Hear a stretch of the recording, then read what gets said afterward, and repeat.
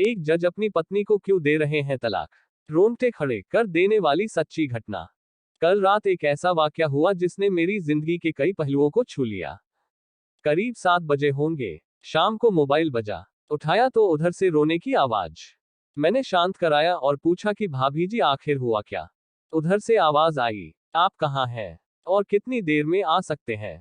मैंने कहा, आप परेशानी बताइए। और भाई साहब कहाँ हैं?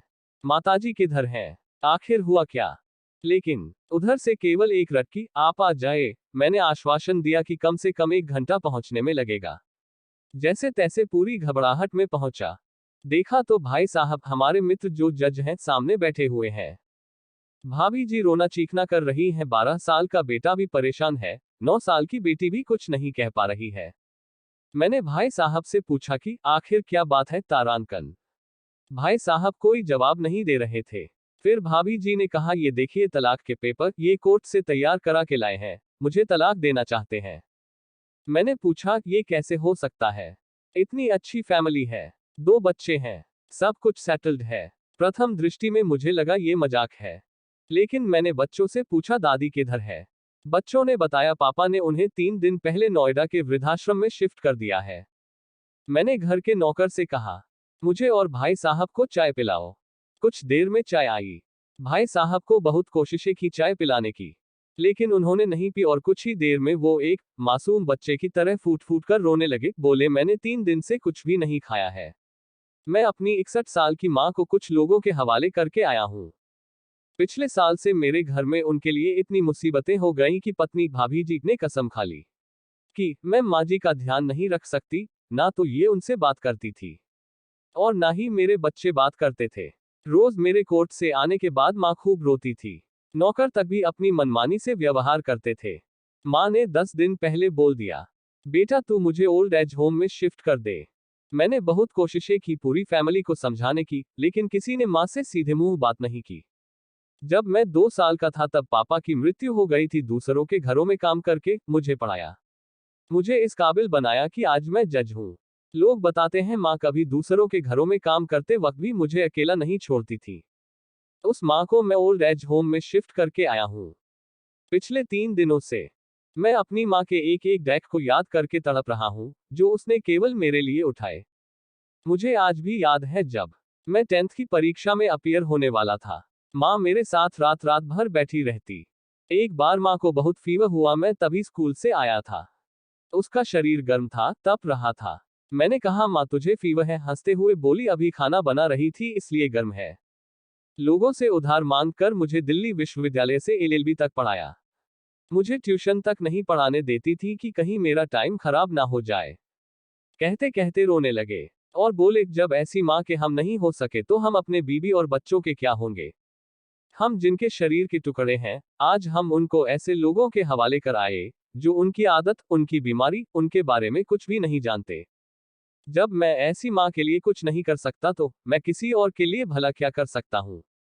आजादी अगर इतनी प्यारी है और माँ इतनी बोझ लग रही है, तो मैं पूरी आजादी देना चाहता हूँ। जब मैं बिना बाप के पल गया तो ये बच्चे भी पल जाएंगे। इसीलिए मैं तलाक देना चाहता हूँ। सारी प्रॉपर्टी इन लोगों के हवाले करके उस ओल्ड एज होम में रहूंगा। कम से कम मैं माँ के साथ रह तो सकता हूँ। और अगर इतना सब कुछ करके माँ आश्रम में रहने के लिए मजबूर है, तो एक दिन मुझे भी आखिर जाना ही पड़ेगा। माँ के साथ रहते रहते आदत भी हो जाएगी। माँ की तरह तकलीफ तो नहीं होगी। जितना बोलते उससे भी ज्यादा रो रहे थे। बातें करते करते रात के 12:30 हो गए। मैंने भाभी जी के चेहरे को देखा। उनके भाव भी प्रायश्चित और ग्लानि से भरे हुए थे। मैंने ड्राइवर से कहा, अभी हम लोग नोएडा जाएंगे।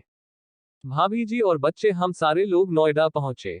बहुत ज्यादा रिक्वेस्ट करने पर गेट खुला। भाई साहब ने उस गेटकीपर के पैर पकड़ लिए। बोले, मेरी माँ है, मैं उसको लेने आया हूँ।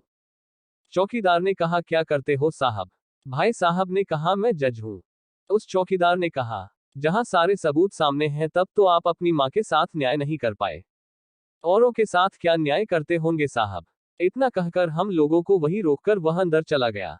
अंदर से एक महिला आई जो वार्डन थी। उसने बड़े कातर शब्दों में कहा, 2 बजे रात को आप लोग ले जाके कहीं मार दें तो मैं अपने ईश्वर को क्या जवाब दूंगी? मैंने सिस्टर से कहा, आप विश्वास करिए, ये लोग बहुत बड़े पश्चाताप में जी रहे हैं। अंत में किसी तरह उनके कमरे में ले गईं। कमरे में जो दृश्य था उसको कहने की स्थिति में मैं नहीं हूं। केवल एक फोटो जिसमें पूरी फैमिली है और वो भी माँ जी के बगल में, जैसे किसी बच्चे को सुला रखा है। मुझे देखी तो उनको लगा कि बात ना खुल जाए, लेकिन जब मैंने कहा हम लोग आपको लेने आए हैं, तो पूरी फैमिली एक दूसरे को पकड़कर रोने लगी। आसपास के कमरों में और भी बुजुर्ग थे, सब लोग जागकर बाहर तक ही आ गए। उनकी भी आंखें नम थीं। कुछ समय के बाद चलने की तैयारी हुई। पूरे आश्रम के लोग बाहर तक आए। किसी तरह हम लोग आश्रम के लोगों को छोड़ पाए। सब लोग इस आशा से देख रहे थे कि शायद उनको भी कोई लेने आए। रास्ते भर बच्चे और भाभी जी तो शांत रहे, लेकिन भाई साहब और माताजी एक दूसरे की भावनाओं को अपने पुराने रिश्ते पर बिठा रहे थे। घर आते आते करीब 3:45 हो गया। भाभी जी भी अपनी खुशी की चाबी कहाँ है, ये समझ गई थी।